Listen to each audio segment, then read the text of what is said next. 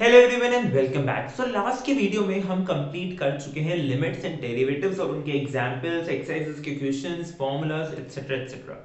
अब हमारे पास ज्योमेट्री का एक बहुत ही इंटरेस्टिंग टॉपिक है जिसको बोला जाता है introduction to three dimensional geometry. ठीक है, अब थ्री डिमेंशनल ज्योमेट्री और टू डिमेंशनल ज्योमेट्री। ज्योमेट्री क्या होती है ये आपको पता है, राइट? जब भी हम किसी भी प्लेन फिगर या फिर कोई सॉलिड ऑब्जेक्ट, किसी भी प्लेन सरफेस या फिर किसी सॉलिड सरफेस, सॉलिड स्ट्रक्चर की बात करते हैं तब हम ज्योमेट्री को स्टडी करते हैं। ठीक है, अब क्या आ रहा है? Three dimensional geometry. Three dimensional geometry आपको पता ही है। देखिए, जब हम टू डिमेंशनल ज्योमेट्री पढ़ते हैं तब हमारे पास दो एक्सिस होती है, एक एक्स एक्सिस और एक वाई एक्सिस। लेकिन जब हम थ्री डिमेंशनल ज्योमेट्री पढ़ते हैं तो हमारे पास एक एक्सिस और आ जाती है जिसे हम बोलते हैं जेड एक्सिस। ठीक है, ये तीनों एक्सिस आपस में क्या होती है? परपेंडिकुलर। इसका बेस्ट एग्जांपल आपको कहां देखने को मिलेगा?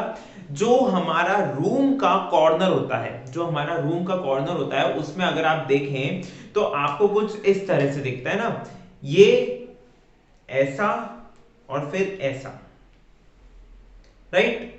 कुछ इस तरह से दिखता है वो। तो इसी को बोलते हैं थ्री डिमेंशनल में लेंथ, हाइट एंड ब्रेथ। ठीक है, जब हम टू डिमेंशनल बात करते हैं तो लेंथ और ब्रेथ की बात करते हैं, जब थ्री में तो लेंथ, हाइट और ब्रेथ। जैसे कोई भी एक सिलेंडर है तो उसका जो सरफेस है वो नीचे का सर्कुलर है, वो हो गया टू डिमेंशनल में।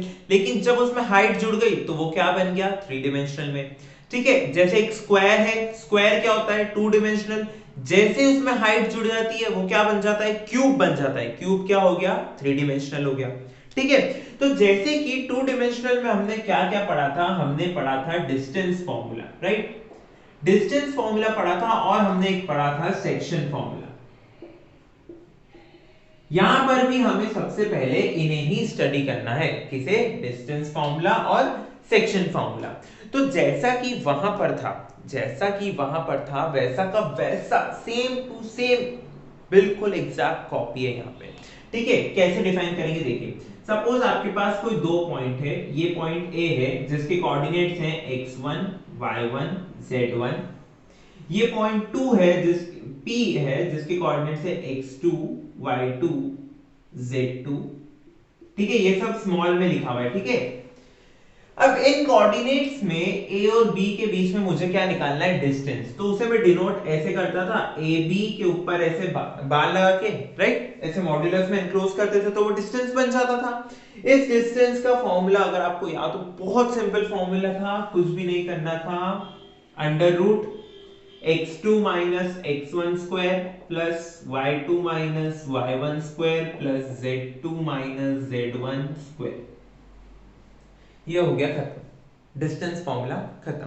सपोज मैंने कोई एग्जांपल लिया जहां पर a पॉइंट के कोऑर्डिनेट्स हैं 1 2 3 और b पॉइंट्स के कोऑर्डिनेट्स हैं 3 1 4। Suppose hypothetical. अब मुझे क्या निकालना है? ए बी डिस्टेंस निकालना है। ठीक है, ए बी डिस्टेंस निकालना है तो मैं क्या करूंगा? रूट ऑफ 3 माइनस 1 का square, 3 minus 1 square plus 1 minus 2 square plus 4 minus 3 square. ठीक है, तो क्या मतलब हो गया? 3 माइनस 1, 2 का square 4 plus 1 minus 2 is -1, -1 square is 1 plus 4 minus 3 is again 1, 1 square is 1।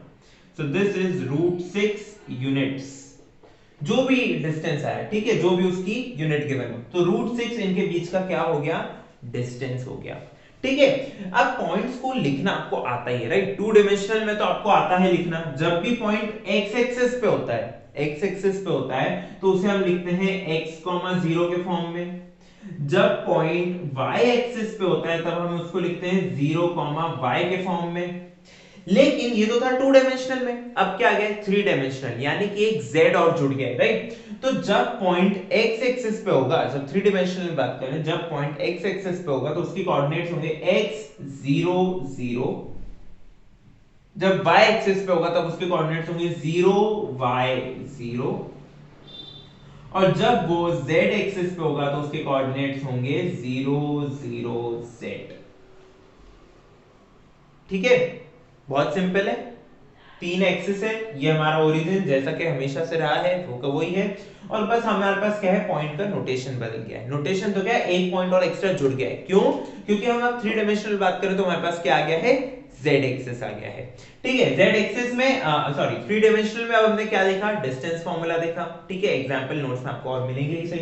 अब आ जाते हैं सेक्शन फार्मूला पर। ठीक है, देखिए सेक्शन फार्मूला में जैसा कि वहां था, ठीक है, मैं बिल्कुल जैसा वहां था वैसा का वैसा ही कोऑर्डिनेट्स यहां कर रहा हूं। ठीक है, देखो ये 2 पॉइंट थे मेरे, ये मेरा पॉइंट ए जो था x1 y1 z1, ये मेरा पॉइंट बी जो है x2 y2 z2। इसके पॉइंट इस लाइन के बीच में कोई पॉइंट है P जो इस AB को लैम्डा इज टू म्यू के रेशियो में डिवाइड कर रहा है। कोई भी रेशियो है, ठीक है, लैम्डा इज टू म्यू मान लीजिए, और आपको अगर डिफिकल्टी हो रही है तो आप m इज टू n का रेशियो मान लीजिए, m is to n ratio में डिवाइड कर रहा है। ठीक है, और ये जो P पॉइंट है इसके कोऑर्डिनेट्स हैं x, y, z, और यही मुझे फाइंड करने हैं कि ये जो x, y, z है इसकी वैल्यू क्या है। ठीक है, तो बहुत सिंपल है, देखो x, सबसे पहले x निकालना है, तो m into x2 n into x1।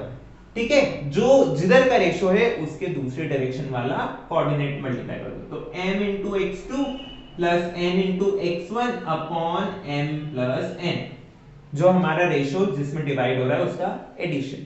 ऐसे ही y के लिखेंगे तो क्या हो जाएगा, देखो m into y2 plus n into y1 upon m into y2 n into y1 upon m plus n। ऐसे ही z के लिए लिखेंगे तो m into z2 plus n into z1 upon m plus n। Simple है, कुछ नहीं करना है, जो इधर का रेशियो है उसका इधर मल्टीप्लिकेशन, इधर का रेशियो का इधर मल्टीप्लिकेशन, इन दोनों का एडिशन और डिवाइडेड बाय जो हमारा रेशियो है उसका एडिशन। कोई एक लाइन सेगमेंट गिवन है जो एक इंटरनल पॉइंट उसे बाइसेक्ट नहीं बोलना चाहिए, कहीं पर भी उसे कट कर रहा है इन द रेशियो m:n, तो इस पॉइंट के कोऑर्डिनेट्स निकालने के लिए ये हमारे पास क्या आ गया, फॉर्मूला आ गया।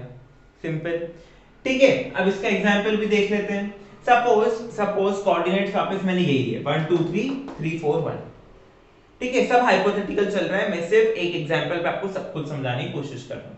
मैंने बोल दिया कि lambda is to mu is 1:1, यानी कि वो जो एक पॉइंट है वो उस लाइन सेगमेंट का बाइसेक्टर है। क्या है, बाइसेक्टर। तो क्या करना है, मुझे xyz की वैल्यू निकालनी है।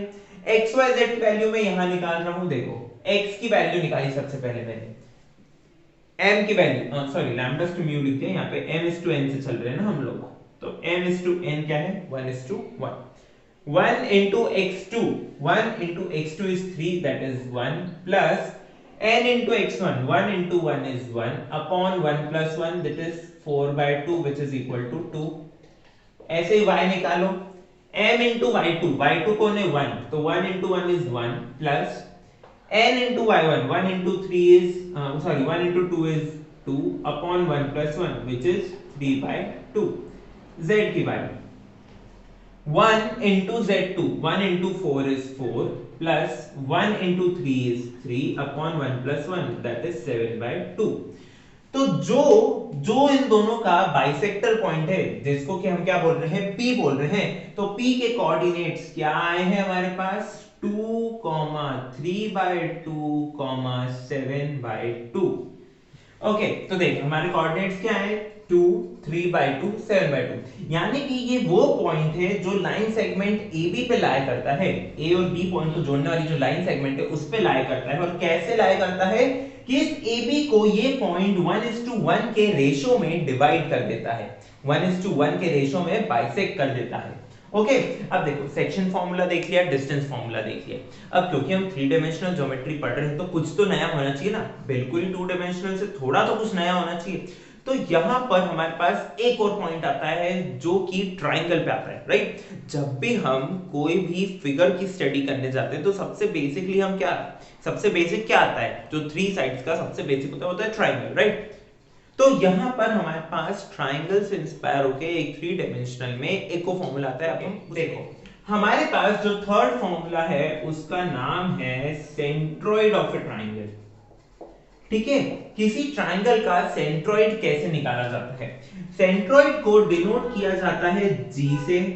ठीक है, अब आप खुद ही सपोज करिए आपके पास एक ट्राइंगल है, एक ट्राइंगल है 3 डायमेंशनल में, इसके पॉइंट्स क्या हो सकते हैं? ए बी सी इसके कोऑर्डिनेट पॉइंट्स हैं। इनके कोऑर्डिनेट्स जब आप निकालेंगे तो कोऑर्डिनेट्स क्या होंगे? देखो x1 y1 z1 x3 y3 z3 और x2 y2 z2। यहां पर वो पॉइंट है G, हाइपोथेटिकली सेंट्रोइड। ओके, चलिए अब मुझे इस G पॉइंट के कोऑर्डिनेट्स चाहिए, तो इस G पॉइंट्स के कोऑर्डिनेट्स क्या होंगे वो निकालना बहुत ही इजी है। क्या है? बहुत ही इजी। कुछ नहीं करना है आपको, x1 plus x2 plus x3 divided by 3, y1 plus y2 plus y3 divided by 3, z1 plus z2 plus z3 divided by 3। ये क्या हो गए? इस सेंट्रोइड के कोऑर्डिनेट्स आ गए।